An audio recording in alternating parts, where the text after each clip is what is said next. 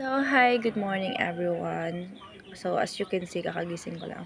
And before magkwentuhan tayo is breakfast muna. Tara, kain. Tada!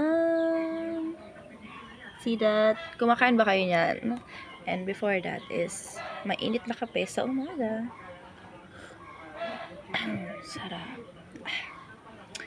So, ayun, kakagising ko lang and may news na agad akong nasagap. Like, nakakainit agad ng ulo, be. Kakagising mo pa lang, mainit naman yung ulo ko. Kasi ito kasi yung nangyari. Ano nga yung nangyari? Wait lang, kalimutan ko. Ano nga ulit yung sinimulan nun? Okay. Kasi, I have a boyfriend. 1 year na kami. 1 year with 4 months na kami nagsasama. I mean, in a relationship kami, pero hindi kami sama sa isang bahay. Kasi nag-school pa kami and may mga priority pa ako. Then may isang babae sinabi sa akin, like, pwede bang school muna? Huwag ka muna mag-boyfriend, B. Kasi, makakasira yun ng future mo. Doon, sa part na yun, medyo na gets ko naman siya kasi ganun talaga yung mga mindset ng mga matatanda, di ba? So, sa mga hindi nakakalam is third year college na po ako. Yes po. And, ayun nga. Then, sa mga, and, yun na nga, and nag-post ako ng picture naming dalawa. And, magkasama yun and nasa Mayon Skyline kami that time. And, wala namang mali siya. Simple magkatabi lang sa camera, ganun. And then, minayday ko yun. And nakita yun nung isang babaeng yun. Yung nagsabi sa akin na mag-aral lang muna ako. Then nakita niya yun.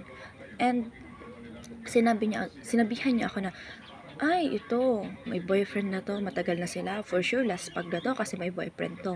And sinabi niya sa akin, like, ano daw, ang landi-landi ko daw, kasi daw nagpo-post pa ako nung, kasi yung picture na yun is may caption na, na matagal na tayo pero binibigyan mo pa rin ako ng butterfly in my stomach. Tapos yun yung nilagay ko na caption doon. And sabi niya sa akin, oh my god, ba't ganyan? Kinikilig ka na talaga ha? Kalandian mo na naman. Yun yung sinabi niya. And that time talaga, nag-ihi talaga yung ulo ko. Like, hindi ko alam, parang nagdilim yung paningin ko sa sinabi niya sa akin. Like, sino ka para sabihin na malandi ako? Sino ka para sabihin na laspag ako? Hindi porket may boyfriend na ako is laspag na. Okay? May mga matino pa rin na babaeng natitira dito sa mundo, be. Huwag mong nakatin. Ganon. Bobo ka ba? Bobo ka ba? Di ka ba nakapag-aral? Graduate ka naman ng college, di ba? Bobo. Bobo.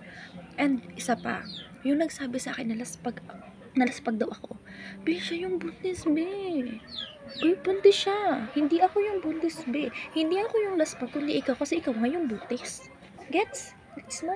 Nakakainit ka talaga ng ulo. Bisit ka.